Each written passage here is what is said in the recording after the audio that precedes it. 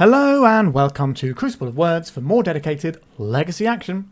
Today we are playing this really interesting Cloudpost deck that TrueFuturism took to a top 8 finish recently.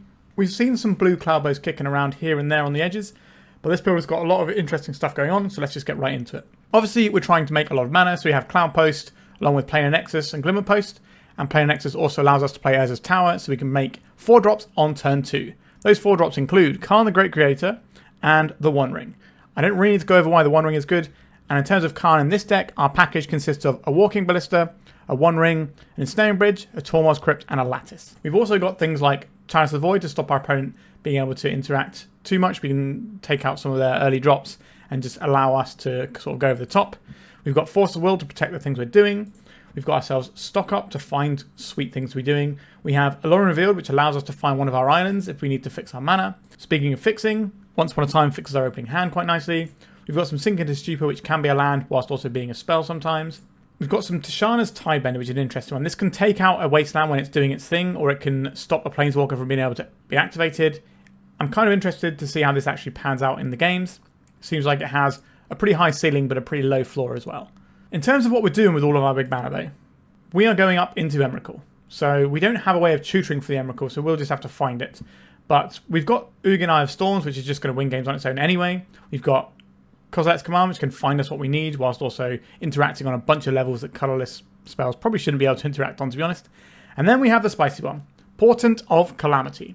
X and a blue reveal the top X cards of your library. For each card type, you may exile a card of that type from among them. Put the rest into your graveyard. You may cast a spell from among the exiled cards without paying its mana cost, if you exiled 4 or more cards this way. Then put the rest of the exiled cards into your hand. So we're going to be using this to just draw a bunch of cards. This is just X and a blue to dig a bunch, and then we can put some card types into our hand. It's kind of like an Atraxa trigger, but if we put 4 different types in, then we just get like a free spell as well. So this is a really spicy one that I've never seen before, and I'm curious to see how it goes. I also really like the art on this one. Sideboard wise, what have we got going on? A little bit of Dismember to clean out some like Magus of the Moon type stuff. We've got Consign to Memory, Flutterstorm, Force of Negation, you know, stuff you've seen before. And then we have Moon Snare Prototype. So this is something we can actually get with the Karn that I didn't mention earlier. So this is an artifact we can tap and tap an untapped creature or artifact. Sorry, tap an untapped artifact or creature you control, yeah. And we can add a colourless mana. And then we can also channel it and put target non-land permanent on top of its owner's library, or on the bottom, their choice. So, yeah, an interesting one. We can get some permanents out of play. There's a lot of cooking that has gone into this list, and we're probably not going to necessarily play it optimally because it looks like there's a lot of decisions to make this deck constructed the way it is, and TrueFuturism is an absolute Cloudpost legend at this point. So whether or not I can pile it close to as good as they do, I don't know, but let's find out. I'm excited to see how this one pans out, so like, subscribe, and why not become a member for just $1 a month and you get to see my videos early. Alright, let's jam. If you've been watching my content and thinking, I'd like to play some Legacy too, then check out 3for1 Trading, one of Europe's leading Magic the Gathering retailers. They have weekly offers and upload new cards every Wednesday. And it's not just Legacy stuff they sell. They have a beautiful selection of vintage and old school cards too. Support from sponsors like 3for1 Trading make it possible for me to put out videos and help keep Legacy alive, so why not give them some love? Click their link in the description below and use my code COW3 to enjoy free worldwide shipping on your first order over €500.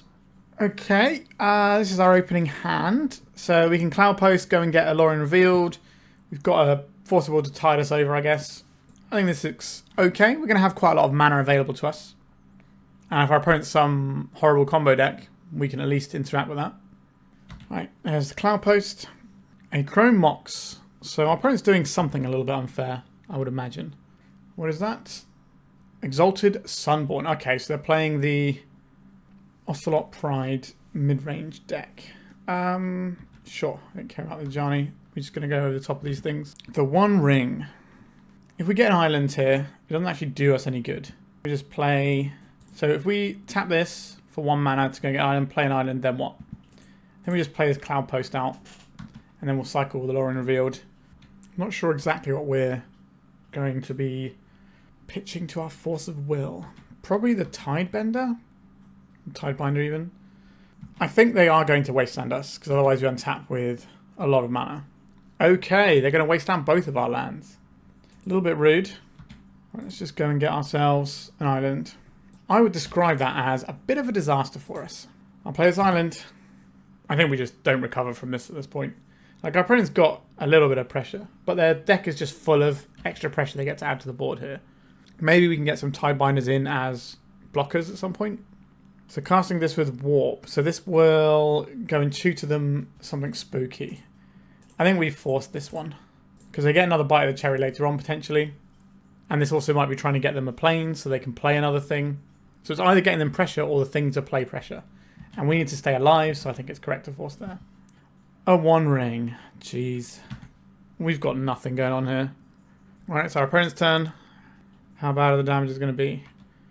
Okay, they've got another Shepherd in. But they are also running the Sunborn, which I don't think is necessary, but might suggest they're running Voice of Victory in their deck. So this is going to be a hit for 3. And they've got the planes here. What are they going to be doing with that? Nothing. So they're holding up for like Plow or something, but it's not going to matter here. Oh, a 7-drop. Can we cast that? Let's count our lands. 1. Okay, no, we can't cast this 7-drop. Yikes. This is definitely something that happens with Cloudpost decks in my experience. It can just all fall apart with a couple of Wastelands. It was unfortunate that they Wastelanded us twice on turn 2 though. That is certainly above the curve on what Wasteland can achieve. Alright, they got the Meadow. They're not shocking it in. They're just getting this. So this is probably going to get them, what, Guide of Souls or Ocelot Pride? No, just another Plains. Okay. So they can warp them back in next turn. Alright, we're just not drawing lands. I think we can just call it a day and go to the sideboard here. Alright, so Wasteland. How are we going to beat Wastelands? Maybe our opponent won't draw them, that'd be good. I think we need some Dismembers here. I think the Ensnaring Bridge is still better in the sideboard. Consign to Memory can hit some triggers, but that's not really what we're about. Do you want to board in the Moon Snare prototype just so we have a little bit more chance of getting some extra mana? That could be an option. We would need to find another artifact to go with it though, which might be a little bit trickier. So the Chalice looks pretty solid here. K-Command is good. Like, the Force isn't very exciting, but maybe we need it. Maybe the Dismembers are just better though. Alright, in theory we should be able to go big and go over the top of what our opponent's doing, but this Ocelot Pride deck is pretty strong. It put up a lot of top 8s. It's in the top 10 decks in terms of top 8 placings at the moment, so... I guess we've got some of the things we want. We only have one more island in our deck. If we draw it, then this becomes either a blue card for Force of Will or a draw 3 later on in the game. And nothing in between. So we probably lead off on the Once Upon a Time, jam down the Cloudpost, hope for the best. Oh, a big swing and a miss. Is it going to be one of those days, is it? Could well be one of those days. It's a big old swing and a miss. Yikes. Okay.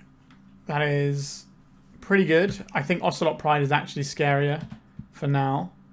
If they go tall, it's easier to get through it than if they go wide. So we play this out. We gain 2 life, but we don't have anything to do with our blue mana. We play this out. We also don't have anything to do. I think this is... get the Glimmerpost in and get 2 life now. And then we can cycle for our Lorien Revealed if we wish. Okay, no plays yet from our opponent.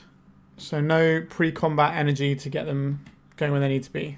It would take like a Mox to get them enough energy here. I guess if they went land, played Guide of Souls, and then something else, that would get them enough energy. That is an Ancient Tomb. That is not a Wasteland. They're going to play this card. Do I care about this card? It does draw them cards, but not this turn. I think we need to stop the thing that goes wide because we can hopefully rely on the Ensnaring Bridge if we need to stop them going tall. Do I want to cycle this now, or is this our blue card? I think we don't need to cycle it. A Glimmerpost. Okay, so now we can actually start playing some spells. I'm going to play out this island and pass. Little history lesson. I think the first time I played an event in the extended format, I think I played Izzet-Tron. So it's kind of not a million miles away. Okay, we don't really want them to have this. What are we pitching here? I think it's the Lorien Revealed, because I think we're going to snag something in combat with this Tishana's Tidebinder, and then Tidebinder, and then this Portent of Calamity is going to be the payoff. So this can stop them getting a token, if we want to. Is that worth doing, or do I want to try and snag something in combat here? I think we're trying to... I think we're going to shut down this Guide of Souls, actually. Make it lose all abilities.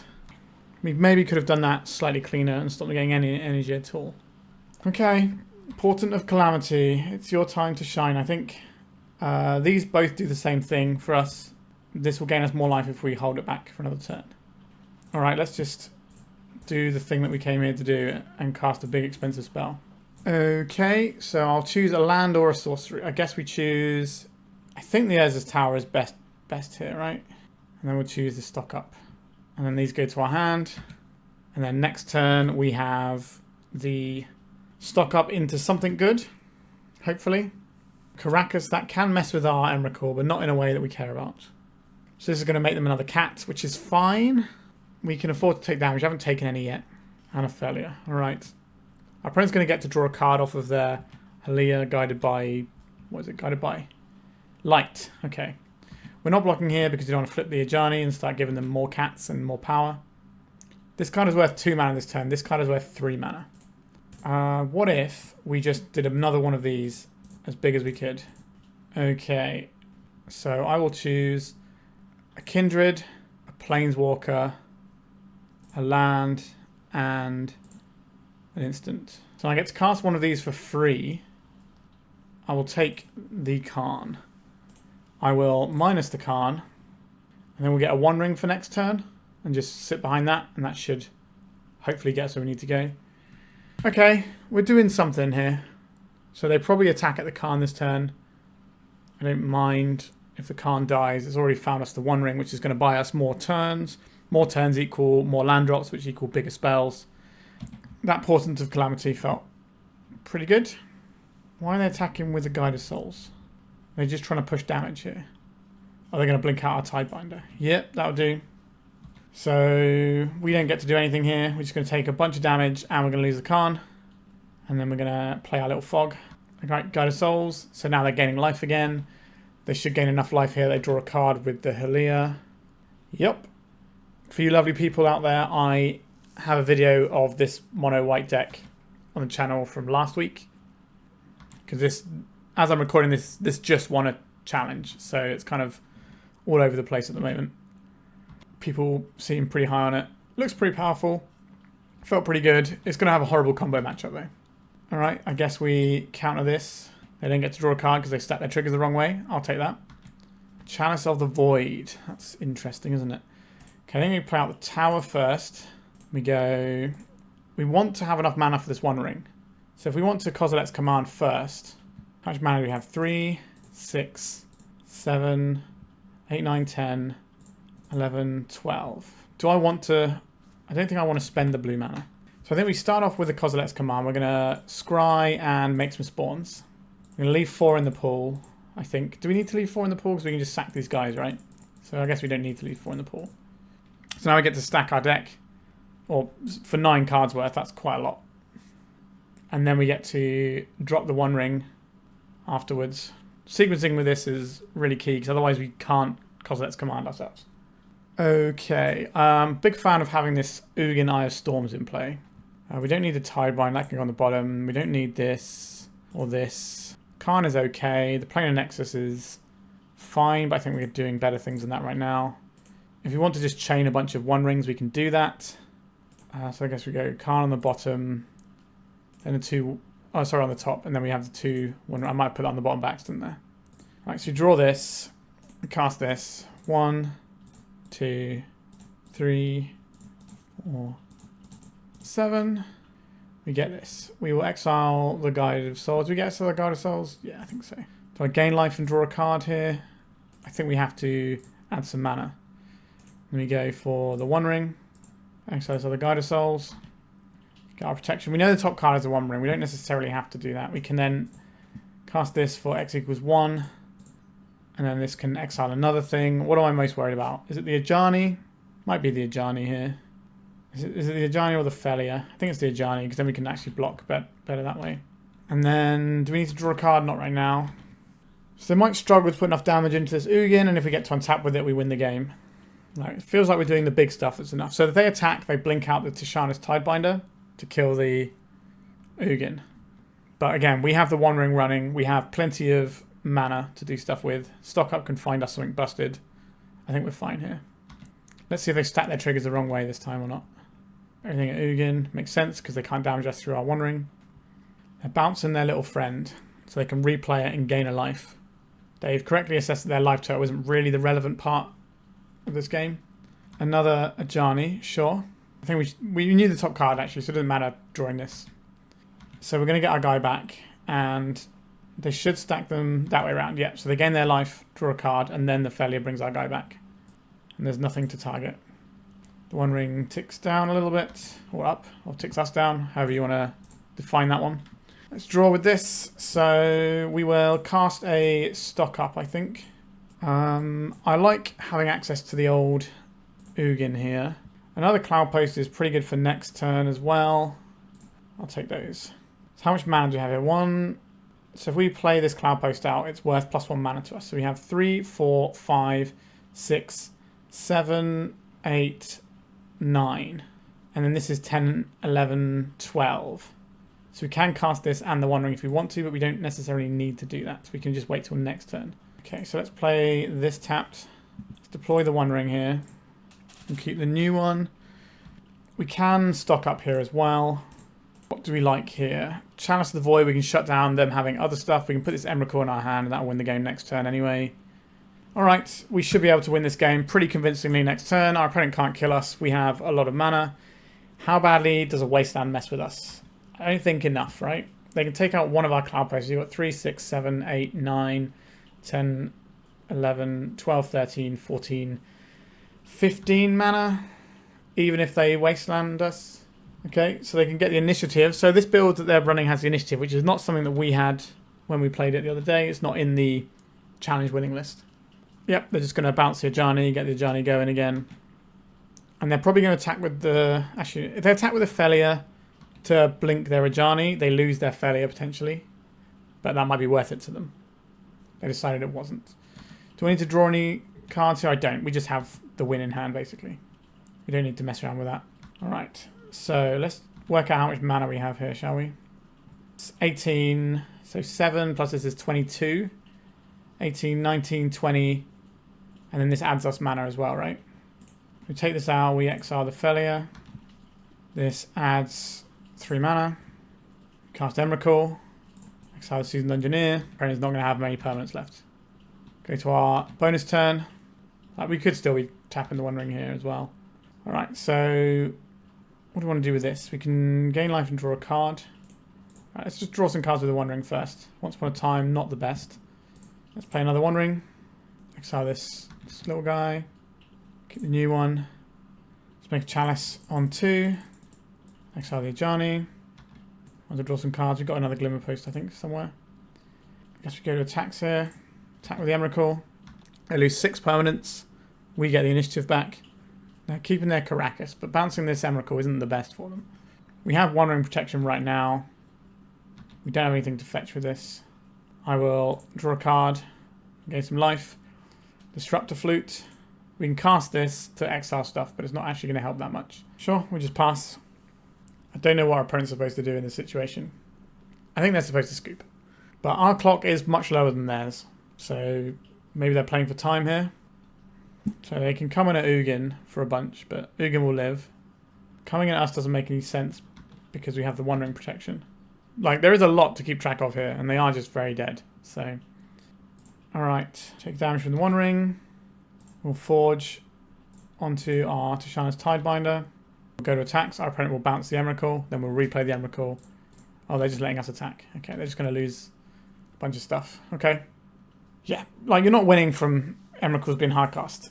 I think I like how I've sideboarded here. It's just going again.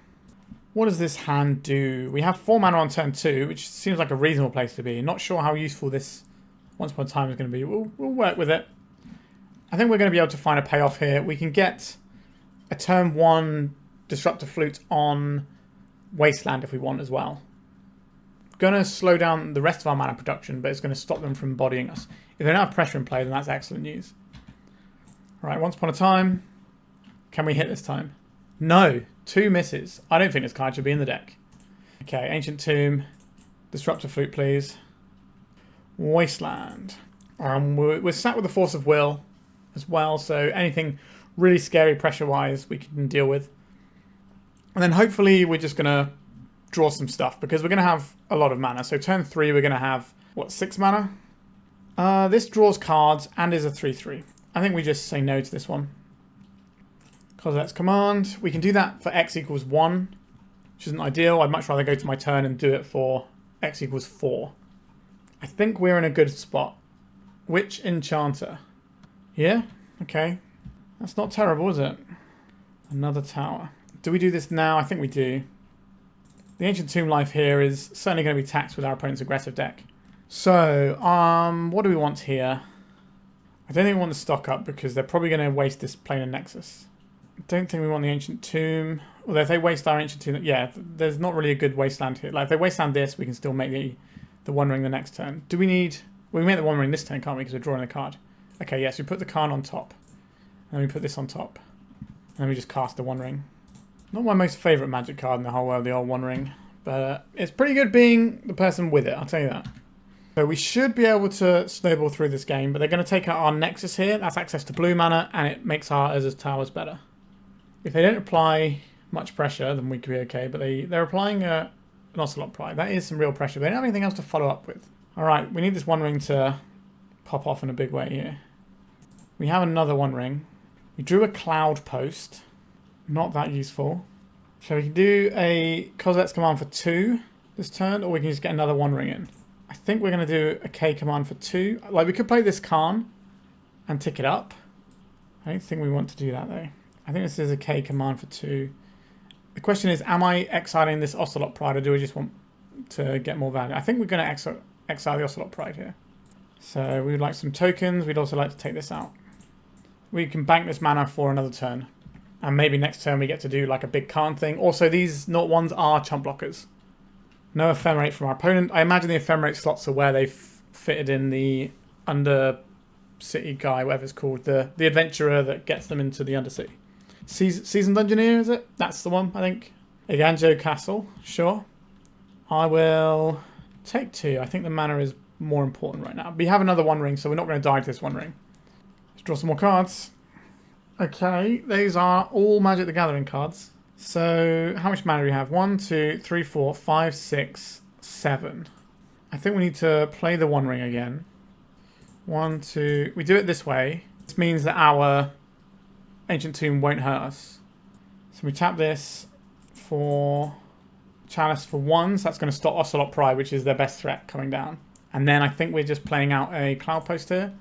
I don't know if I want to tap this yet. We can tap it in response if there's something we really want to Force of Will. And we have the chance of drawing it. Failure. Okay, so they can blink out our Chalice of the Void here. Maybe they blink out our One Ring. That seems very unlikely though. They can blink their Witch Enchanter to blow up the Chalice if they think... I think it's better for them if this is on 0. Question is, am I looking to draw a card with this One Ring? I think we are. We can go and get another one with the Karn anyway. Goodbye, Chalice of the Void. Apologies for the loud rain sounds if you can hear them. I do live in England and it is pretty rainy here. Okay, this is some life gain. Fan of that one. Emrakul. 1, 2, 3, 4, 5, 6 mana. Okay, let's draw. See if we can find a Planar Nexus. We did find the Planar Nexus. So now we have 1,000,000 mana, right? So this is a whole bunch. So we can play this guy out here. Take out the failure. Sure, you can bounce it. So then if we gain life and draw a card, is that better than gaining mana? So we currently have 1 mana, 2, 3, 4 mana. What are we doing with our mana? We can play Karn and then just gain life. So I think we're going to gain life and draw a card here. Another Ancient Tomb, not really the one I wanted. So we'll exile this Witch Enchanter. They're just going to redeploy the failure. That's okay. I think we minus this and we go and get a One Ring so we're not dead to the One Ring damage. And then we go to clean up and we get rid of this Once Upon a Time, I think. Or is it just an Ancient Tomb? Probably an Ancient Tomb, actually. Next turn, we do have the ability to cast an Emrakul. But we do need to be wary of our One Ring. Our Ugin can outpace the damage from it by just gaining us 3 life a turn. Alright, they're warping in some lady who's going to give them a bunch of life. But that's fine. So they're going to flicker this so it comes back and stays instead of disappearing to the warp. They're going after our Karn instead of our life total. I'm very happy about that. This means we do get to Emrakul next turn. And that should be the game. Felt like we had to do a big slog here to get through, but I'm okay with the situation. Yep, the One Ring ticks down a little bit. A Glimmerpost. So we should count our mana here. So this is 1, 2, 3, 4, 5, 6, 7, 8, 9, 10, 11, 12, 13. Okay, so you do need to play this one if you want to gain life with the Ugin, which I think is a reasonable thing to do here. We also need to be aware of our clock a little bit here. So if we add 3 mana here, this works better for us. We don't have to tap our Ancient Tomb this way. Alright, I'll exile this creature here, and they'll blink it, they'll bounce it with the Caracas probably, but it doesn't matter. We have Emrakul. Alright, we got the match. That was harder than I thought it was going to be, but we did get over the finish line there. The One Ring is a pretty silly Magic the Gathering card. Let's go to round number 2. Cloudpost into Glimmerpost. Okay, I'll keep this. We can Disruptor Flute as well on turn 2. We might have to Disruptor Flute on 1, but then we're kind of going to be underneath the pressure of our own Ancient Tomb. It depends what our opponent looks like they're doing. Devourer of Destiny. Okay, if our opponent is going to Wasteland us, I can live with that, because they're going to not be doing anything themselves. So this is going to be an Eldrazi matchup. Unless they're doing something spicy, like there's no reason you couldn't run Devourer of Destiny in some other decks, but I think it just shines best in Eldrazi. Let's see what they exiled. A Wasteland, a Chalice of Void, and a Wastegate Battle Mage. Does that mean they found another Wasteland? Or are they just going to race us? Lotus Petal is the sort of thing that can race us. But guess what? I'm going to Force of Will this. Didn't see that one coming, did you, opponents? Okay, so now we can protect ourselves from Wastelands. So we can go... Is it the Glimmerpost we play right now? Glimmerpost allows us to do everything, right? So we play this out, gain a little bit of life, play this on Wasteland, and then we can cycle the Lorien Revealed for an island. It just gets an island out of our deck and thins us slightly and just make sure that we can keep making land drops without having to rely on this Ancient Tomb. Now obviously if we find something that's worth accelerating into with an Ancient Tomb, then that's also great news. No play for our opponent on turn 2. That is good news for us. This could just be a Kozilek's command for 2. A stock up, you say? I would love to stock up. Alright, let's see if we can find the goods. I like Karn the Great Creator as a thing to be doing with our time here. I quite like the Glimmerpost. Gaining life in a matchup like this is pretty good. I think that is better than the other options.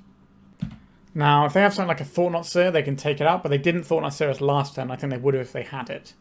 So is this just going to be the K command? It is. So they've got more mana, so they're getting towards doing Devourer of Destiny things. So in fact, they can cast it right now if they just want a 6/6 guy. This looks like a Thought-Knot Seer. Nope, we're going higher than that. Is this going to be a Smasher? Sire of 7 Deaths. Yeah, that does a lot of things. First Strike, Vigilance, Menace, Trample, Reach, Lifelink, Ward. Okay, well, that's a pretty good find, isn't it? I will play this Glimmerpost out.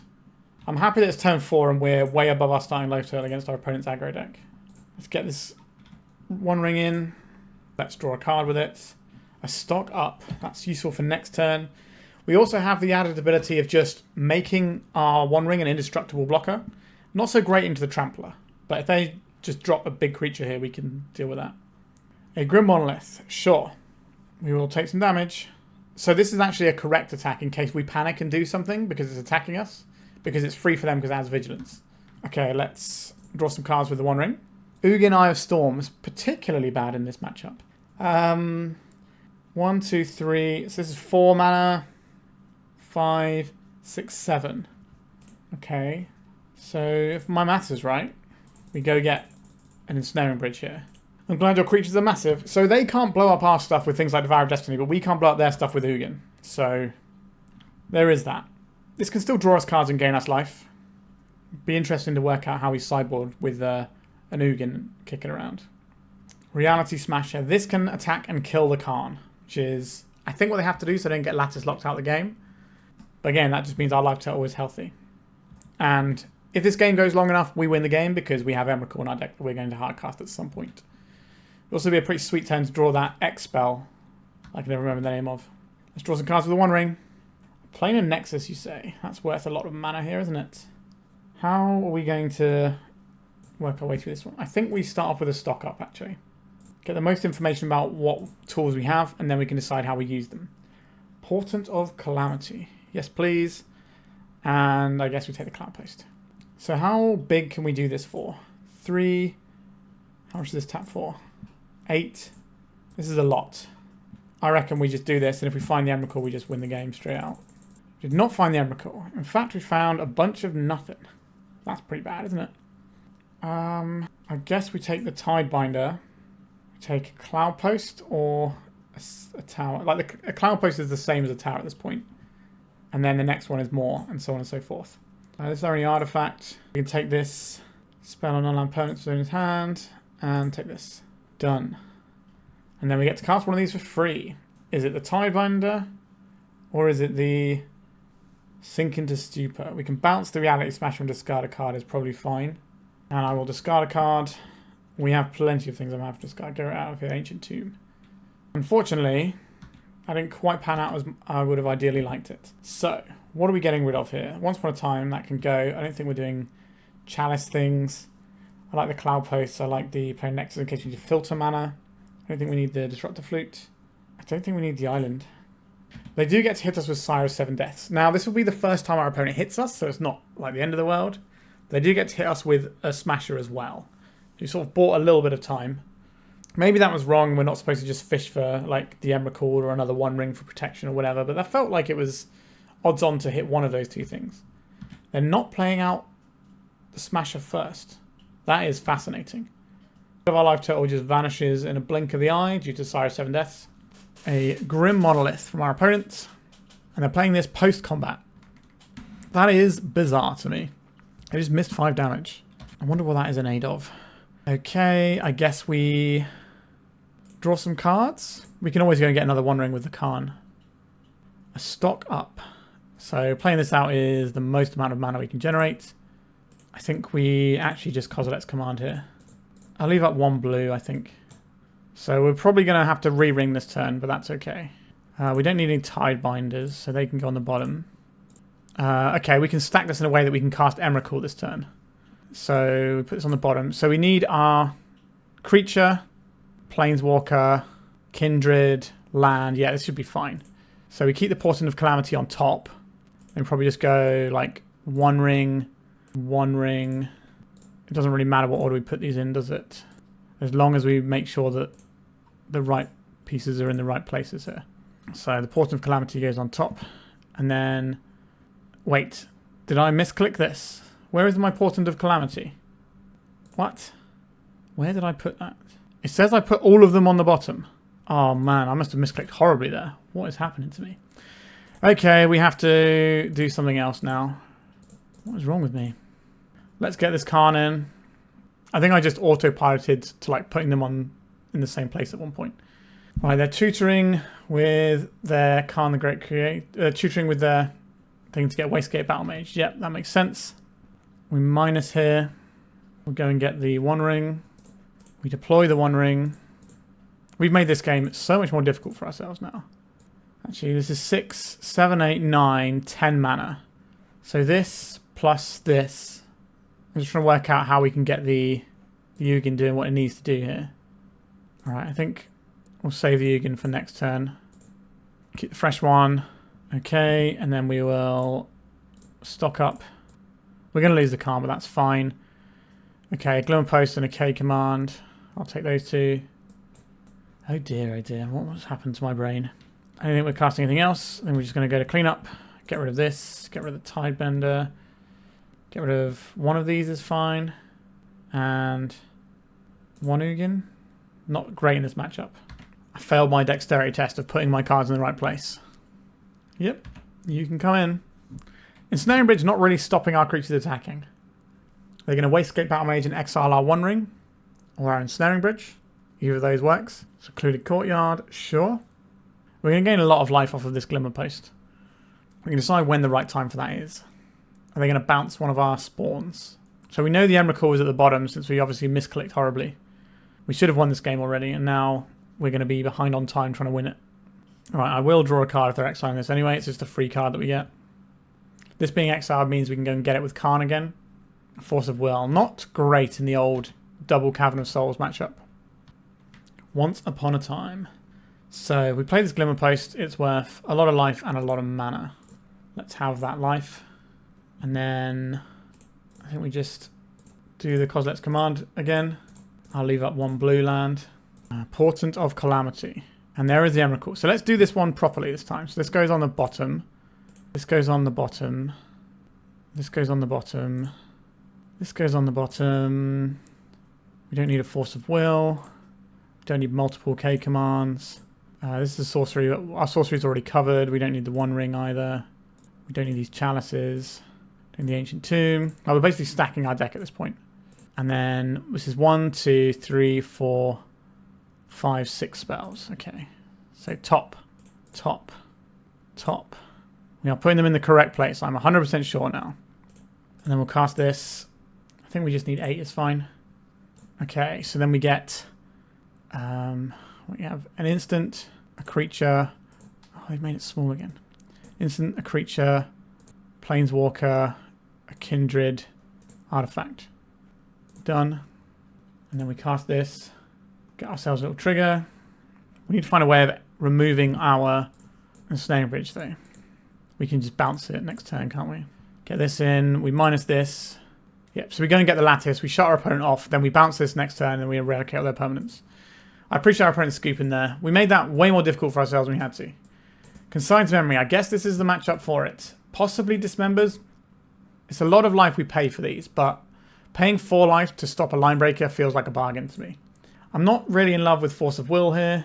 It has some distinct problems with casting that, but Chalice of the Void is also real bad. So we get rid of these, and maybe we could either trim on the Force, or actually Tidebinder is not great either. Alright, we'll try something like this. We need to be a lot quicker with this game. Whenever I play Cloudpost, it takes me ages to play. It's just my little brain needs a little help with it. You have all that mana, there's so many decisions to make, as well as just the natural clicking through it. I don't think this hand is good enough to beat an Eldrazi hand, unless our opponent mulligans to Oblivion. They begin with 7, so we need something more powerful. This is not more powerful. Can we keep this? I don't think so. Alright, this was more powerful. 2 cards have got to go. I guess that means we're losing the Force and probably the stock up. So we lead off on Dismember and the Planar Nexus. That way if they waste us, it doesn't really bother us that much. Alright, we're going to get hit by a line breaker on turn 1. I'll describe this as bad news. Oh no, white mana, so it's the Flesh Raker. They got a follow-up. They always have the Lotus Petal the turn they play this. Okay, so this is already eating us for a pretty sizable chunk of damage. Like next turn they can really smash us up if we don't hit them this, but we're going to take the 4, so this card has already been good for 5 damage. Okay, so I think it's Nexus, Dismember, get rid of this guy. Hopefully they don't wasteland us and we can stick the One Ring and ride that to victory. Secluded Courtyard, going to name Eldrazi, let's give them red mana, they smash us with a Line Breaker for 5. No, all colourless mana.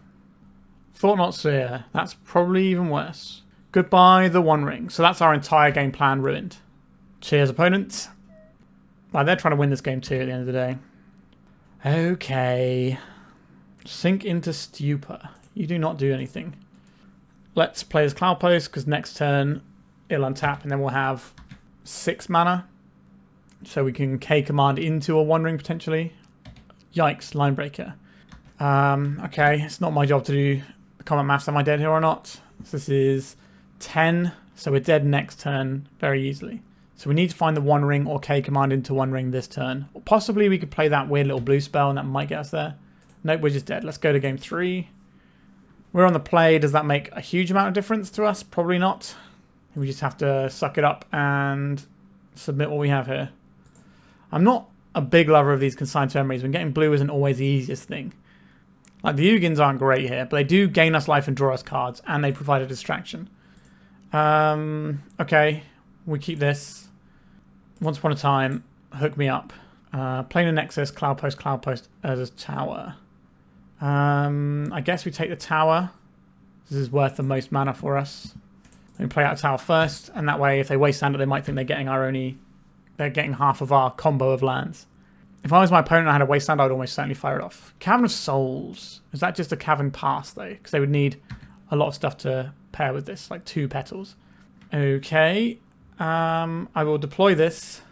This gives us the ability to Tishana's Tidebinder, which will stop a wasteland from hitting us. We can also consign to memory a wasteland. All right, here we go. They're just casting this. A Grim Monolith. Okay. Now what are we doing with our mana? Are we doing anything with the mana? We can just fire this in, but this is supposed to deal with the wasteland. Interesting. All right, if our opponent's not doing anything, then that favors us. So let's just jam this. So this is 6, so we could Portent for 5. That could just win us the game on the spot. I think we're just going to hold up the Tidebinder for this Wasteland. And then we've still got forces for other things if we need them. Now, force can hit the Kozilek's command. All right, there's a Wastes. Please fire with this Wasteland already so we can just get this little play out of the way. But if they're not committing to the board, that really favors us. They should 100% Wasteland us here. Wait, we didn't have the Tidebinder last time, right? This is 3. No, we did have the Tidebinder, right? Yeah. Because one of them gets cycled through. An uncounterable Eldrazi, you say. What is our solution to this problem? Because they're going to take the Tidebinder. Then what does that mean for us? Probably a whole heap of trouble. Maybe they don't see it and they take the wrong thing. I think we have to just let our opponent take the wrong thing here. Like, if they take the Portent, that's kind of annoying as well. I think we want them to take, like, a Consign to memory or something. These Force of Wills looking terrible. We could have used these on the Grim Monolith. Maybe that was the correct thing to do. Oh, they took the Consign. Oh, hallelujah. Please fire off your Wasteland, opponent. We will fire in the Portent of Calamity next turn. I guess they could do this in our upkeep, and then that's really irritating. That would be pretty good, because that will force us to tap some stuff. But we have to do it to keep our mana production going. Wow, they just didn't want it. Didn't fancy it. Alright, let's see if we can get an Emrakul, shall we? Next is 7. Disruptor Flute. I will counterspell this, pitching the Tidebinder, I think. Show me that Emrakul. Not an Emrakul. We have a Stock Up, a Cloudpost, a Glimmerpost. So we take this, and we get one of these. So we don't get to cast this for free, which I'm not a huge fan of. And then their Wasteland is kind of online here.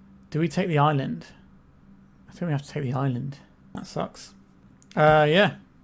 So that spell could have immediately won us the game, but as it stood, it did nothing. And then we're probably going to lose because we cast it. We don't have anything else to cast at that point, right? We can hold up Tidebinder, I guess, but that's not very exciting. But now they Wasteland our Planar Nexus. We do get to K command away one of their creatures, and we're not under... Why would I say we're not under pressure? That means they're immediately going to cast the Line Breaker and put us under loads of pressure. Okay, they're not doing that. We can take 4. We can kill this Thought-Knot here, which does draw us a card. They should definitely Wasteland us here, though, while we're tapped out. We can't do any Tidebinder nonsense. But maybe they're just more invested in their own mana and being able to pressure us. Okay, no, here comes a Wasteland. Disruptor Flute. Okay, we're not going to be able to leverage these Force of Wills in many places, so we're going to use them where we can. So we need another Soul Land style effect here. Okay, let's stock up. Very much want this one. And then it's probably the Karn. Okay, so next turn we have 6, 7, 8, 9, 10 mana. That is enough for Karn and an Ensnaring Bridge. Or Karn and a One Ring. And then we also get to probably K command first. If we're doing the Ensnaring Bridge. So 4, 5, 6, 7. Yeah, so we get to do the K command first. If we just do it for mana and taking out this Thought-Knot Seer. Disruptor Flute. They don't know what we've taken here. What is the thing they're scared of? They might name... I don't know what they name. They could name the Emrakuls we can't cast under the Portent of Calamity. The One Ring. Yeah, that's fine. That makes it more expensive. The One Ring. There it is. Right, so we play this one out. Do we need to hold up a blue mana here? Uncertain. Are we doing this Ancient Tomb? I think we K command here. So we're going to make a bunch of tokens, and then we're going to exile this creature. We draw a card. It was a Karn. Okay. 1, 2, 3, 4. Karn in. We'll minus the Karn. Yes. Go and get Ensnaring Bridge, I believe. And then we'll play the Ensnaring Bridge. And then we can't get hit by any of their haste guys. Well, the Line Breaker, I can't remember if it has to target a Wasteland. That takes out our Planar Nexus. That hurts. And they're playing something, a Flesh Raker. Okay. How many things do you have to spam off? None. Okay, so they're going to get Lattice locked here. That should probably end the game. Where is the Mycosynth Lattice? There it is. This one out. 3, 6. Lattice. Okay, so that covers us on that base. And then our opponent scoops it up because they're locked out of the game. They don't get to cast any more spells. And then we can just start plussing on the Lattice and bashing for 6 when we have enough cards in hand. These matches are hard fought, and I'm not playing them perfectly, but the power of the deck is getting us through. Well, the power of the One Ring was doing stuff, although this particular game, we didn't even need the One Ring. Okay, on to round number 3. If you are looking to buy some Magic cards, not only does 3for1 Trading have a wonderful online store linked in the description of this video, but they will also have booths at upcoming events. MagicCon Atlanta from the 26th to 28th of September, Eternal Weekend Pittsburgh from the 9th to the 12th of October, and Spiel 25 in Essen from the 23rd to the 26th of October. Whether you're looking to sell off cards you don't need or add more to your collection, 3for1 Trading has got you covered. Okay, what are we doing with a hand that looks like this? We have an emergency force of will. We don't have the mana to really do that much though. So we can get like power, go and get a land, but this is not doing anything to turn 3, and that turn 3 play is scuppered if we have to force. I think we mulligan. I think we put back the Chalice here and we rely on this force of will as the more flexible tool. Are we playing out a Cloudpost first? This means we don't get a turn 2 One Ring, but it means if they wasteland us, our mana production is still fine. Interesting. Maybe play out the tower because these are also a combo. And that way we hold open ourselves to get the One Ring, but we can still end up with 3 mana off of 2 lands, which is still fine. Don't wasteland me. Please. Prismatic Vista. Okay. Some sort of control-y style deck perhaps, or Omnitel. There's a lot of options this could be. It's hard to tell right now. I'm cracking this in the second main phase.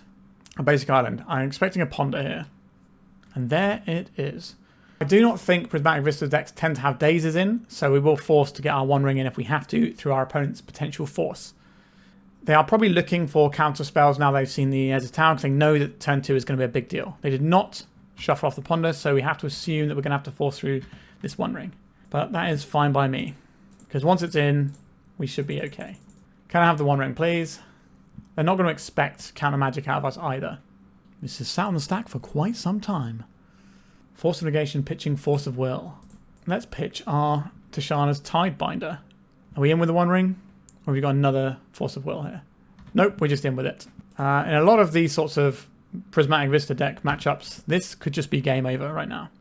Because they're not going to be able to pressure us to punish the very minor drawback of the One Ring. And they're not going to be able to outdraw the One Ring. Certainly not a turn 2 one. Now they might have some way of stopping this via like Needle style effect or exiling it, but they kind of need to do it now because this has already drawn us a card and replaced itself, and next turn it gains us 2 more cards, and then they're just going to be falling further and further behind with each turn. Right, they've finished their brainstorm and now they're shuffling the cards away with the Prismatic Vista. Another island. I wonder, what could they be? I don't know if anyone's playing High Tide right now with fetch lands like that. You probably don't want the fetch lands like that. You probably want the other fetch lands so you can go and get a Mystic Sanctuary. Let's draw some cards.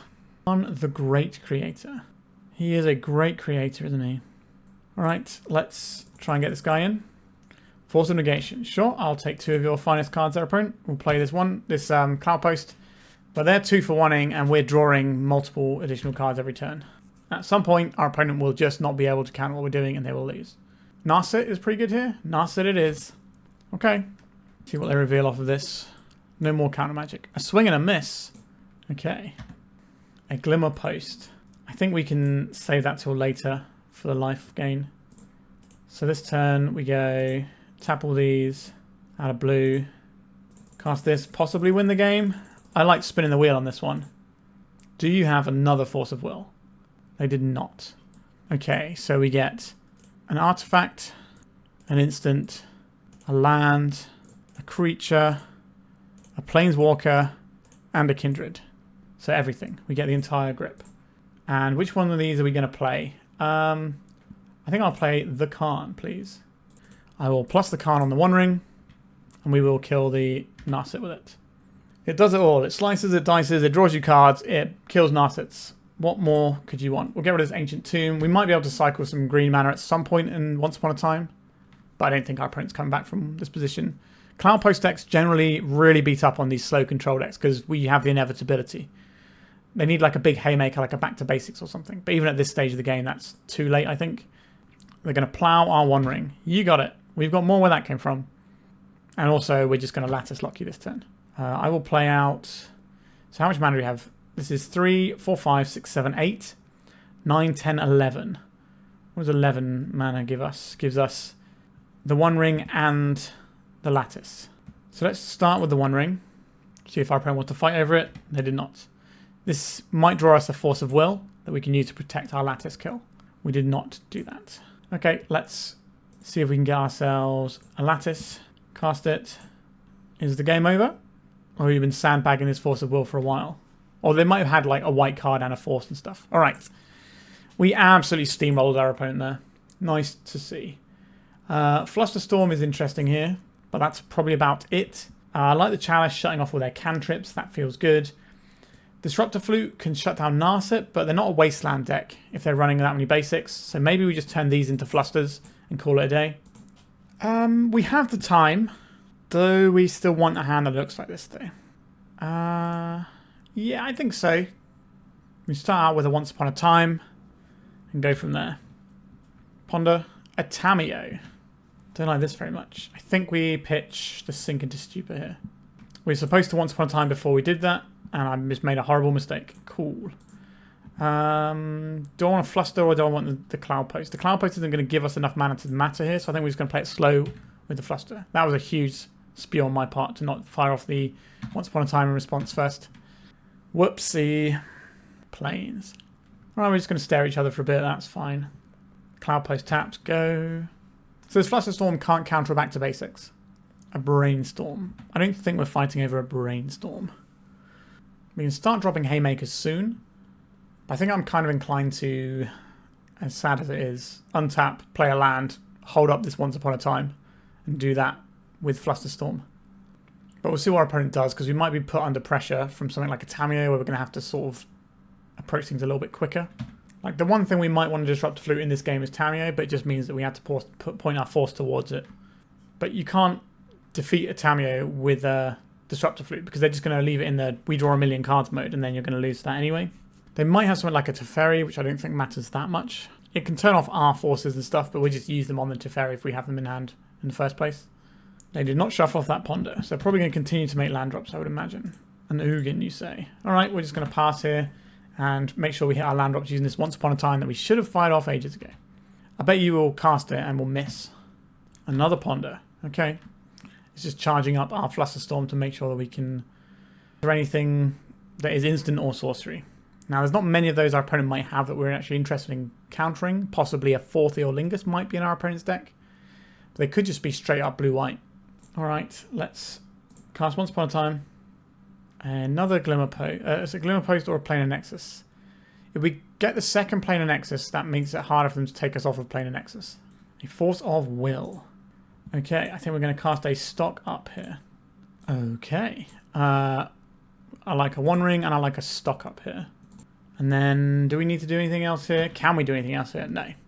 We just play this one slow and steady because we have the inevitability. We can force pitching Fluster, or we can cast a Fluster by cycling mana from our Planar Nexus into a different Planar Nexus. No land for our opponent, that means they've got a bunch of bangers in hand. Let's see what we draw this turn. Okay, I think we're just going to be doing a Stock Up here. Okay, a Tidebinder isn't the most exciting. I'll take a Karn, and we'll take the Sink into Stupor because it is a land. Then I will deploy this, and I will pay some life. I don't think our life total is the most important part of this game. Make a Chalice for 1. Our Flusterstorm will still work through the Chalice. But we're just going to cut our opponent off of a bunch of things like Ponders and Brainstorms and that sort of jazz. They're going to have Prismatic Endings in their deck most likely, so it's not like they can't remove this. But it's just going to force them to tap a bit lower on their turn. The original Flusterstorm does get hit by Chalice, but all the copies go through. Because they're not cast, they're just copies. Can fight over this if we want to. Consign to memory. They're not replicating this.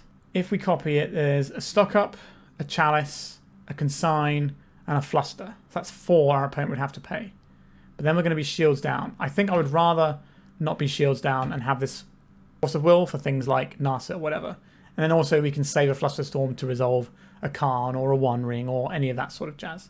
A Hull Breacher, you say. Opponent has 3 cards in hand. Do we fight over the Hull Breacher? I think we do. Alright.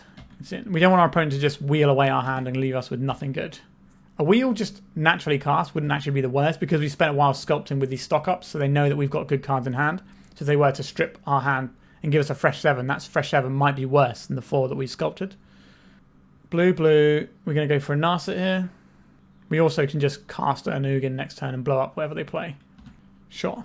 Let's see what they find off the Narset. I think we are incentivized to get this off the board so that we don't get wheeled. Another Narset. Sure. Wishing for more wishes, I guess. A Lorien Revealed. Do I need another land? We cycle this. So this is 3, 4, 5, 6, 7. So we cycle this into our other island. I actually like that. Let's get this Ugin in. We get to take this out when they don't have Consign to Memory as a trigger that we have to worry about. This means they can't wheel next turn. They have to play the Narset again. And if they don't counter this Ugin, then they're in horrible shape. I would like to gain 3 life and draw a card, please. An Ancient Tomb. Sure. So we've got Karns out the wazoo here. So we've got 7 mana, 8, 9, 10, 11, 12. So we can just assemble the Lattice Lock next turn if we want to. And as we're casting colour spells, we're going to be blowing our opponent's permanents out of the water. This is just a horrible situation for our opponent. I don't really know what they're supposed to do about these sorts of matchups. Like the Cloudpost deck is obviously very rare. Like they need something like a Back to Basics, and even that doesn't always get you there. Okay, Narset is played. Narset is revealing what? A red Elemental Blast. I don't think we're worried about that one. Are you going to see a Ponder or something here? I'm curious what I have for 1 mana. A Brainstorm. You got it. So we have this Ugin right now. And it's going to give our opponent a real bad time. 4 cards in our opponent's hand. Then they might have brainstormed their way into something useful. I am okay to play this Glimmerpost, I think. It gives us +2 mana. We tap this. Just casually tap it for 4 mana. Let's blow up this Narset.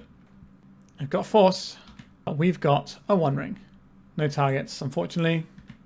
Alright, let's just scoop it up. So we could have played the Karn, got mana out of the Ugin and gone to get the Lattice Lock as well. We just had a million ways of getting things done. But I wanted to try and get this in whilst our opponent didn't have counter magic. And then if this got countered somehow, then we would also Karn as well. And our opponent would be hellbent. But yeah, that matchup feels pretty hard to lose. Alright, 3 rounds down. And we are 3-0, I think. So let's go to round 4. Okay. Yeah, we can keep this.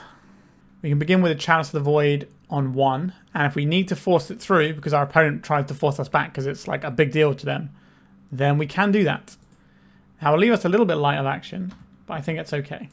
Get this Chalice in. We need 2 turns before we can convert this stock up, unless we draw one of our blue sources. So otherwise, we're going to have to cycle the mana through a Nexus, which is going to take a little bit longer. Okay, we're just in, even better.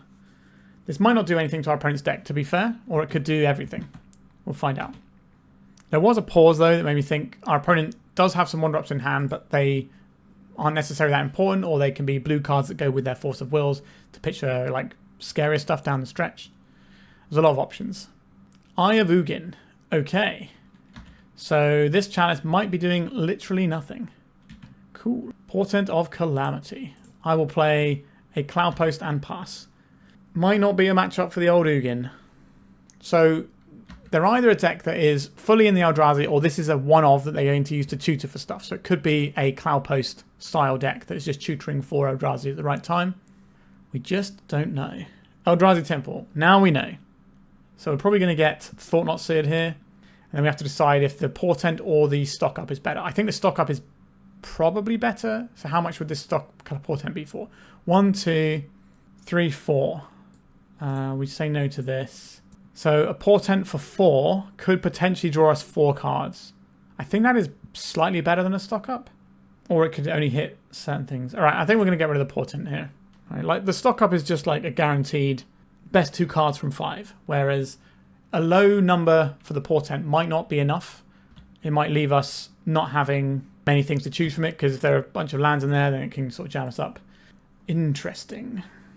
So we can either Disruptor Flute on Wasteland, or we can stock up. I think I'm going to stock up. They didn't Wasteland us yet, so... Okay, I will take a Urza's Tower and a Kozilek's Command, I think. And we'll pass it over, and hopefully don't get Wastelanded. The next time we do a big Kozilek's Command, and then the game's probably getting towards being over. So this is a really important turn for our opponent. Cavern of Souls. Alright, we've already used our Force. Eldrazi, if they're just playing a Line Breaker, that's fine. This isn't a Wasteland, so that's pretty good. We don't want to see a Thought Not Sear. That's probably the worst case scenario. Red mana, okay. Like, this isn't ideal for us, because it is going to bash us for a bunch. They're going to play another Eldrazi as well. They could play another Fleshraker here. But if they were playing a Fleshraker, you play the Fleshraker out first, and then you deal more damage that way.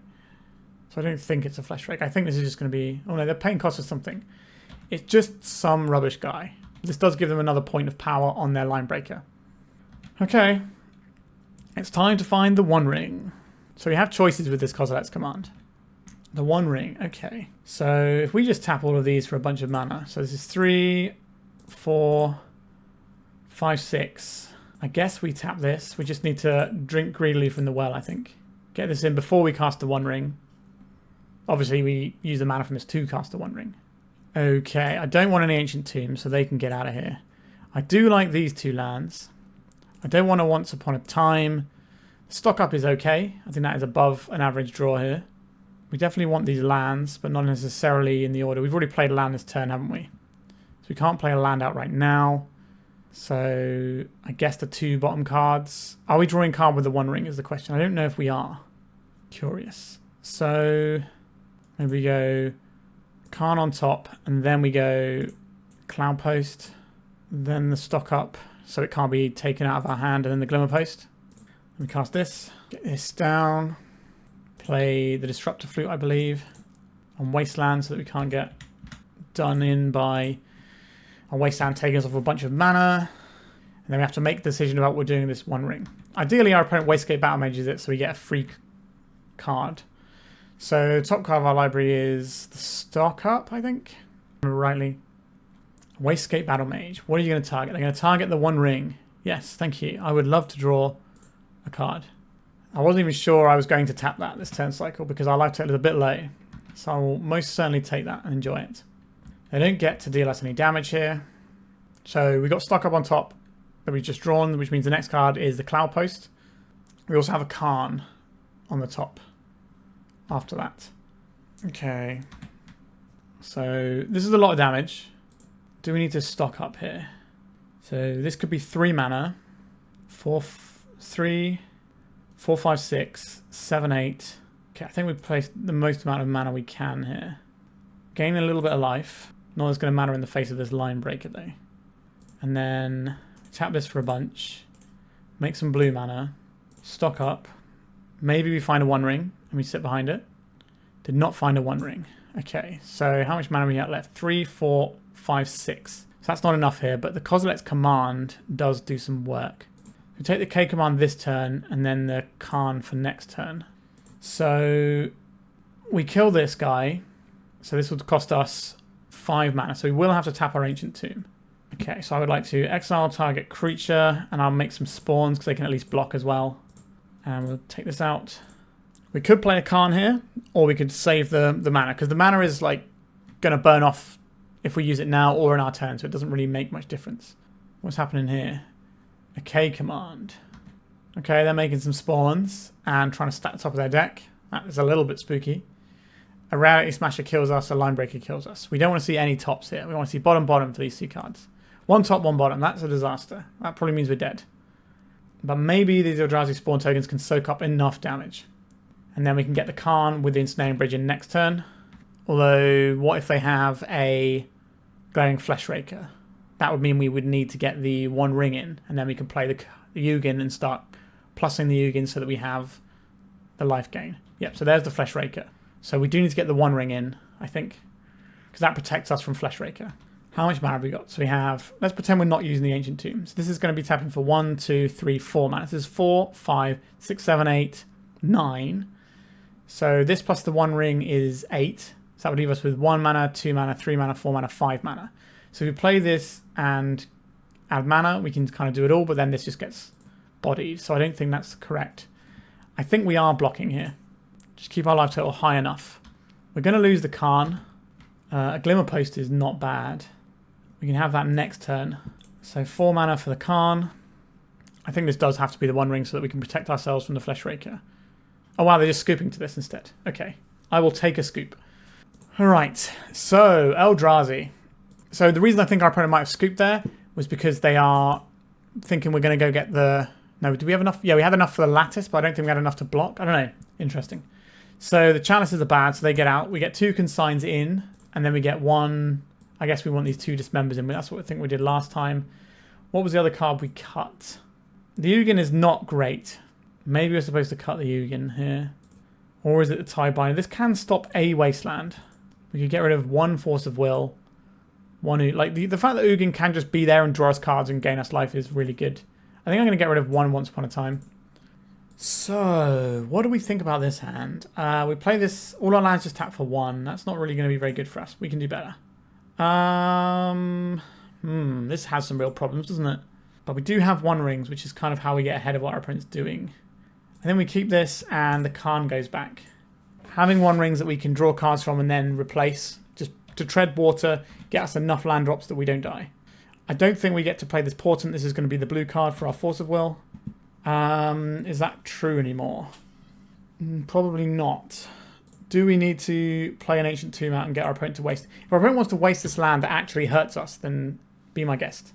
This is not the land that I would like to waste land in my opponent's shoes, but they might be in a situation where that does seem correct. They do run the risk of us drawing another one.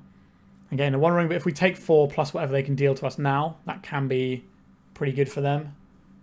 And Eldrazi Temple. Are we going to see a Fleshraker? Or do they feel they need to wasteland us? They are holding up the wasteland. Right, nope, they're going for it now. Okay, I am happy with that exchange. A land that hurts us, setting our opponent's mana development back. Now I'll play out the Cloudpost, which is more of a prize. Not right now it isn't, but at some point it will be. This also can gain us life off of things like Glimmerpost, which is kind of a big deal. Cavern of Souls. This Force of Will in our hand looking a little bit awkward. But there are still things like Kozilek's Command that we can hit. A line breaker is pretty bad news. So we're going to take a big whack here. We need to draw a little bit better than we currently are. Kozilek's Command. I think we just play this land tapped. So we might end up doing a Hail Mary Portent of Calamity at some point. But next turn, if we draw a Planar Nexus or a Glimmerpost, we can play the One Ring. An uncounterable Thought Knot, sir, you say? Well, sure. What do you take here? Do you take one of the One Rings or you take the Portent? I guess you could take the K command, but I don't think necessarily where you want to be. Like, we're getting hit for so much damage. They just need to make it through one turn. And maybe a Portent of Calamity could represent something really busted. So we get 2, 3 mana. I guess we can't do the 4 different types with the Portent of Calamity because we don't have enough mana. Because the Cloudpost can only tap for 2, so we can only do a Portent for 3 maximum next turn. Obviously, the Cloudpost right now is not tapping for 2. But the very maximum... they took the Portent. That also does take us off of the Force of Will if our opponent's trying to do a K command line for next turn. But yeah, so they give their Thought Knots a haste, and we take 9. We are very dead. Okay, we need to draw a land that allows us to tap our Cloudpost for 2. There's quite a few in our deck. That's not one of them. We don't even have double colorless to cast our Kozilek's Command. We just got bodied real hard there. Yikes. Okay. Maybe I do want a Once Upon a Time. Just to smooth out those opening turns a little more. Maybe we get rid of... Like, the Force of Will is kind of useful, though. It doesn't counter everything, but when it does work, it can win us the game. We're not getting rid of Stock Up. We're not getting rid of any rings or Karns. Like, we could trim one Karn, but I think the Karn is just a thing that we're leaning on quite heavily in the deck. Maybe it is just one Force. Could be the Ugin, though. Maybe it's the Ugin. 7 mana is a lot just to gain 3 life and draw a card every turn. But the ultimate does just say you win the game, basically, because we just go and tutor for any number of colourless spells. So we just reset the ring, get an Emrakul, Disruptor Flute, whatever we need to, get a Karn. Like, we just get everything. Sure, I'll keep this. It's a little bit sketchy. These Ancient Tombs aren't free, but we're not going to get hit by a Wasteland. Okay, don't have a turn 1 line breaker. That would be nice. Just land and go. That's what we want to see from our opponent today. Ancient Tomb, Lotus Petal. Okay, so we're going to see the big boy here. The hands that have turn 1 line breaker feel pretty horrible for us. A Wastegate Battle Mage. Okay, that's fine. Like, it's not deal that their wastelands are going to be online. Stock Up. Okay, let's drink greedily from the well here. Let's get the One Ring in. Card now so we can think about it in a bit. Okay, so we've got Planar Nexus. That can help us gain a little bit of life with the Glimmerpost in a turn or 2. It is a wastes land, not a wasteland though. Alright, they got this annoying little guy. Hate that guy. Okay, our life total under some amount of pressure here. Karn the Great Creator. That's not really what we want. Let's draw some more cards. This nonsense here, is that where we want to be? We could play a Karn, but we're drawing too many cards. It's kind of awkward, isn't it? Let's play this so we can gain more life off the Glimmerpost next turn. We could stock up right now, or we could play the Karn. If we stock up, we'll have to discard anyway, so I think we play the Karn. I hate having to pay 4 life for this thing. That feels awful. Okay, let's minus this. What do we want here? It's probably just the ensnaring, the wandering here. I think we might be dead this turn though. Our opponent's got 4 cards in hand. The Fleshraker can pop off. If they've got, let's say, the Eye of Ugin plus a Kozilek's command, we could just straight up die this turn. Hopefully they dedicate resources to defeating the Karn. But we're effectively on 7. I think our opponent has us here. Yep, to take out the Planar Nexus. We basically can't cast spells at the moment because of these Ancient Tombs. Not really in love with the Ancient Tombs for our deck. Like, they look fine against combo and control, but any sort of aggressive deck, they kind of suck. So, like, there's not really a lot of control around. It's combo and aggro at the moment, really. Okay. They're going after my face, I think, here. Yep, I think we're just dead. It does not take much to kill us from this point. So we go to 5, then we go to 3. We can't tap our lands. We're just dead. We can gain 1 life. All right, let's draw some cards. Like, we're dead anyway, so... No, we are very dead there. Yeah, that was brutal. I would imagine this isn't a great matchup for us. Like, they've got Wastelands and a very fast clock that we kind of struggle with. I think we're lucky to beat it before. So we're 4 rounds in, positive record locked in. We could potentially get a 4-1 here if we can win the last round, so let's get to it. Okay, final round. We've got some manas here. We can probably do a Portent at some point. This isn't a particularly fast hand. I think we have to Disruptor Flute on Wasteland straight away, given the nature of our deck. Now, this might not do anything, but we can't afford to be losing lands. Now, I could put our opponent's screen name into, like, MTG Goldfish and see what decks they normally play and see if we can hit with this Disruptor Flute. But that's not really how I like to play blind games of Magic. I don't think it's particularly useful for people watching if we're just getting extra information that you wouldn't normally have when you sit down to play somebody. We're getting Thoughtseized? We are getting Thoughtseized. They should take our Portent of Calamity here. I think that is the most powerful thing we have going on. We can't randomly hit an Emrakul, unfortunately. Yep, they took the Portent. Sure. I'll play a Planar Nexus with the intention of cycling to get a land in a minute, I think. We do have a pretty sweet card lined up to play next turn in the One Ring, but we might delay it a turn so we can play around days, or it might get discarded, so we don't have that luxury anyway. We'll find out. Another Goyf. Okay, so we're on a fair deck here. Do I even cycle this Lorien Revealed? We already have our next land drop. And now Spell Bomb, that's not really relevant, but they're going to make their guy bigger. I don't think we cycle the Lorien Revealed yet. It could be a blue card for a Force of Will. An Ugin, Eye of Storms. So we have it around a day's next turn anyway, so we may as well just wait till next turn and then have the One Ring around the days.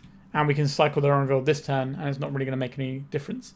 We just gave ourselves the ability to draw different things and have different plays by not cycling it last turn. Alright, we'll take 2. We haven't tested our opponent's Force of Wills yet. Let's cycle to a basic island. Karn the Great Creator. Alright, let's see if this One Ring resolves. It's good if it does. It does not resolve, but that's a Force of Will pitching a Force of Will. Okay, we need to draw an Urza's Tower so you can just play this Ugin and win the game. Orcish Bowmasters, sure. So our opponent is firmly in the Dimir Tempo deck category over there, which I think should be relatively even-ish. Like, if they have a quick start and they can disrupt in the right places, they have all the disruptive tools you can want. Counter spells, discard, land destruction. They've got a bunch of tools to leverage here. They should take the... Oh, actually, it's hard. You could take the Ugin, because if we draw the thing and get to start just Ugining, it's really brutal. But you can take the Karn because we can actually cast it. So it's kind of a choice our opponent has to make about, do they play around what could be on the top of our deck, or do they play around what we actually have access to? They're playing around the top of our deck. I think that's reasonable. But we might be able to go and get something useful with this anyway, like an Ensnaring Bridge, if we draw the Urza's Tower. I think it's time we drew an Urza's Tower. We did not draw an Urza's Tower. I will deploy Karn, taking 2 damage, I think. I really don't like this Ancient Tomb. Like, yes, it's helping us with some mana, but We don't make a lot of plays early on, and this is helping our opponent out in a big way. Okay, what are we doing with this? We can minus it right now and have something to go next turn. Or we can plus it and try and distract our opponent. I think we minus, get that card while we can. Are we getting stifled here? No. Yes, I would like to use Karn the Great Creator's ability. Probably has to be the Ensnaring Bridge here. Could be the Ballista. I think we'll get the Ensnaring Bridge and hide behind that. It's a tried and tested way of playing Magic the Gathering. If they have a Bowmasters here, I think we're dead day, right? Because they put us to 7 and then they attack us for 3, 4, 5, 6, 7 exactly, yeah. So we are dead to Bowmasters. Boom! There we go. Now, our opponent might have attacked the wrong thing, but I'm not going to insult our opponent's intelligence. So, Fluster's probably good here. Dismember, kind of playable, but not the most exciting. That's probably about it. I like the Chalices here. I like all of our big top-end stuff. Tidebinder's pretty whatever. Once Upon a Time feels maybe more important than I'm giving it credit for. Maybe we'll jam a couple of Flusters. I don't know if we can fit these Dismembers in. Their creatures aren't that scary, so... Okay. Okay, I can keep this one. We've got the mana underneath us, which is important. And the matchup generally goes slow enough that we can leverage these things. So we probably go turn 1 Tower with the intention of cycling away. Well, I don't know if we actually are cycling away this Lorien Revealed, because I quite like having the ability to pitch it to a Force of Will. I don't even care about his Thoughtseize. Or do I? Maybe we cycle this in response. Yeah, I think we'll go and get our island, just to make sure that we keep making land drops. Alright, so now you can see our hand. I don't care about his Thoughtseize. They probably have to take the Chalice here. They could take the Force of Will or the Tidebinder, so that we don't know which of our 2-drops we cast next turn. But we can actually cast both. So I don't think they want us to play Disruptor Flute into Chalice of the Void. This is a tricky Thoughtseize for our opponent. We've taken the Force, so they're going to allow us to play 2 2-drops next turn. Interesting. Which one is the most important? I think it's the Disruptor Flute, so that's the one we play around the days. And we get in with this Chalice on 1. How do you feel about this opponent? Is this the days? Force of Negation. So they're more worried about the Chalice than the Disruptor Flute. So they probably don't actually have a Wasteland. But a Wasteland is so good against us that we can't afford to let them just have that. Underground Sea. A Null Rod. That is not great against us, because we are not playing Mystic Forge. Now, we have a lot of cards in common with Mystic Forge, though. I'll play out this Planar Nexus, or do I play out this Island? This gives us more if we draw a Cloudpost next turn, or Glimmerpost or whatever, and it makes our Cloudpost better if we get these in now. Got a Tidebinder around days, so we could daze our opponent's... not daze, we could like stifle our opponent's fetch land. That's pretty interesting. Sure, another Glyph. So the Null Rod obviously does stop our One Ring, but it's not like Mystic Forge where it stops a whole bunch of things. Am I just going to play this out? I think so. Let's get something going. Right, we're in with our little fish. Alright, there's a tower. We have the mana. Am I holding this back or am I fighting? Our opponent will probably trade here. We don't know if we'll be able to trade in our opponent's turn, because they might grow their Netherglyph. They already have an instant over there. So we just take the damage we can get. We have things like Glimmerpost that can mess up some races if that's what we end up doing. If our opponent puts in a Kaito this turn, it could be a little bit annoying for us. But they have to minus our Tidebinder to do that. And our deck isn't so bad against things like the old Kaito. Okay, we're just going for the Tamiyo Brainstorm and get that flipped. So we could have saved our Tidebinder and then tried to catch the Tamiyo out. But I don't hate getting pressure here. They probably just leave their Netherglyph back. And at some point we'll draw an Ugin and then everything will be fine. Yep, you plus the Tamiyo. Another useless card. Okay. If we attack here, this ends up being a 2-3. So we don't even trade. So we don't have any good attacks available. We need to find one of those like silly Portent cards or the Ugin. The Ugin is the best thing because the trigger is going to do the work for us. We don't have to even worry about resolving. Now they might have something like a Consign to Memory. But, you know, it is what it is. They could go and get back the Force of Negation this turn and just sit on that so that we can't resolve any big haymakers. I think that's quite a good play here.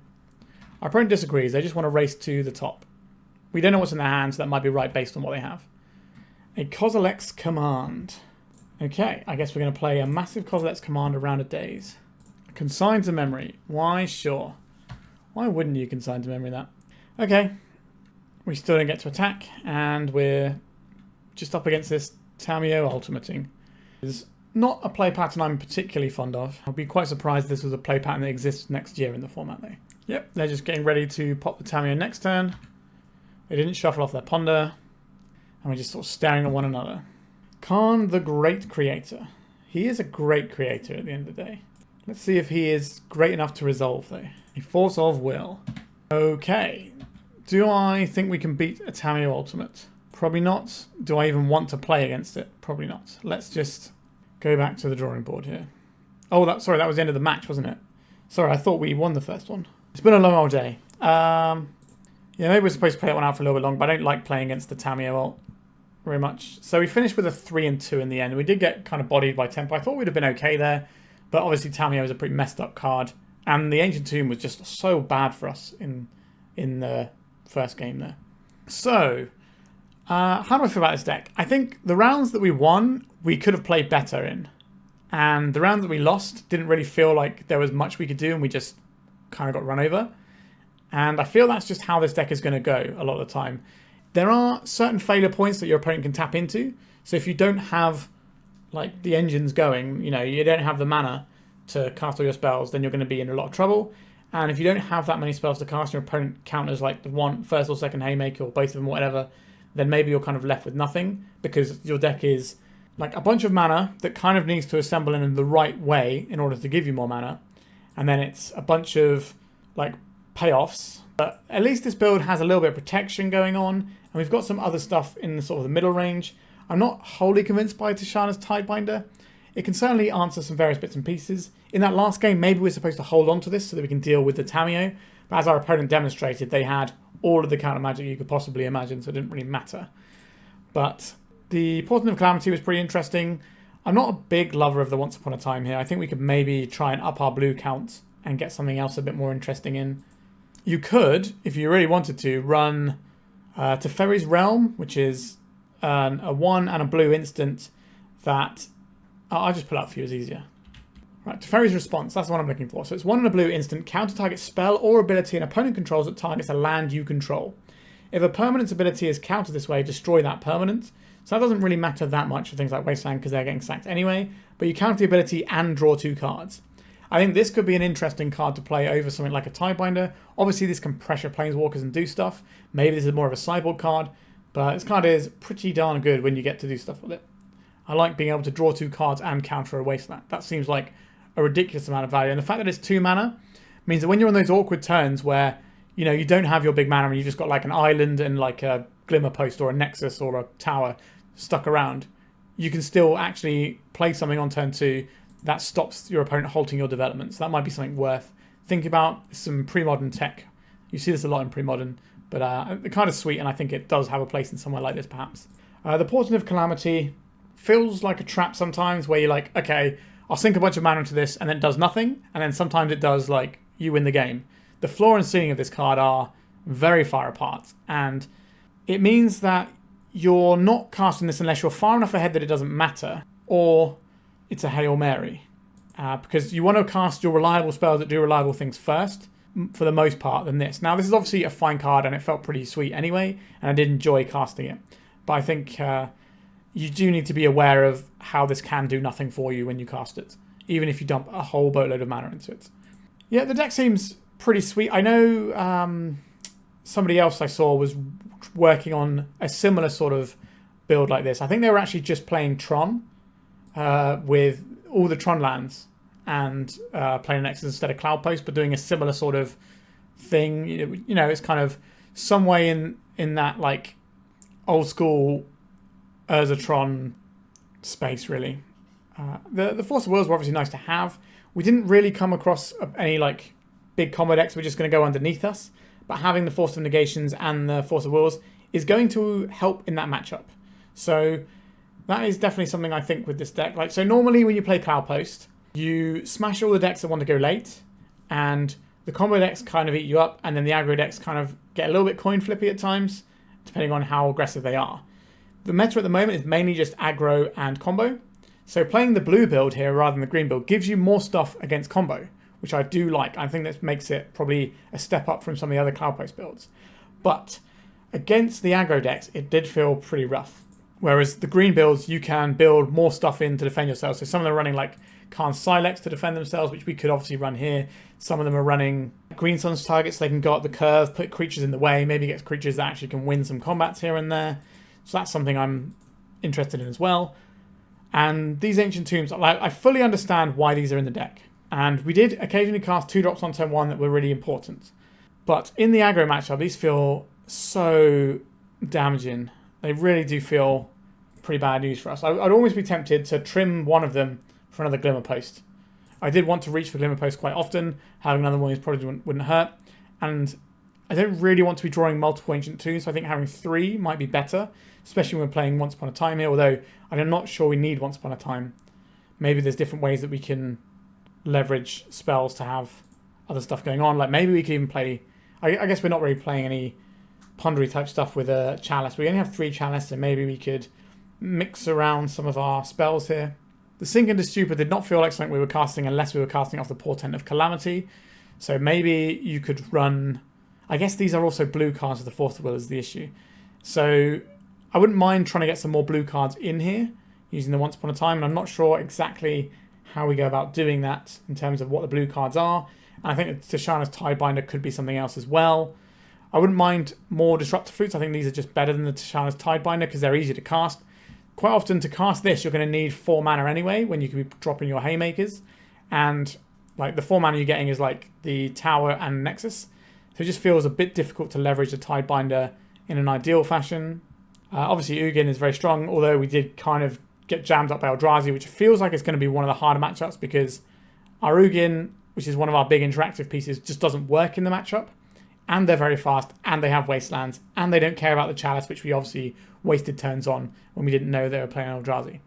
So I think there's definitely ways you can tweak this deck, but it feels like a real deck, and I can understand how it managed to top 8 a tournament, especially when you're looking at someone like TrueFuturism, who is like the god of Cloudpost decks playing it.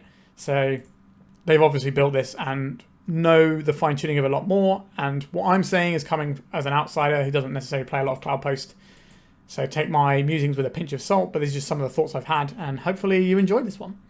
Please remember to like and subscribe if you watched this video and enjoyed it. It does help the channel and doesn't cost you anything. And if you'd like to spend any money, for just $1 a month, you can become a member of my channel and watch my videos early, which does really help the channel out. And it's only a tiny amount of money, but I have it really cheap, so hopefully lots of people do it, rather than upping the price a little bit. Because who's going to miss $1 a month, right? Anyway. Plug over and done with. Have a lovely day and goodbye. If you'd like to support me in the channel, please check out my Patreon. It has a free guide to budget turbo depths as well as 3 tiers of support. A low cost one that enters you into my monthly raffle for a free donation deck on the channel, a mid-tier subscription that gives you access to my detailed turbo depths guide that is updated every month as well as regular articles, and lastly the higher tier gives you all of the above as well as a monthly donation deck for my channel. If you're interested in supporting the channel this way, please check out the link in the description.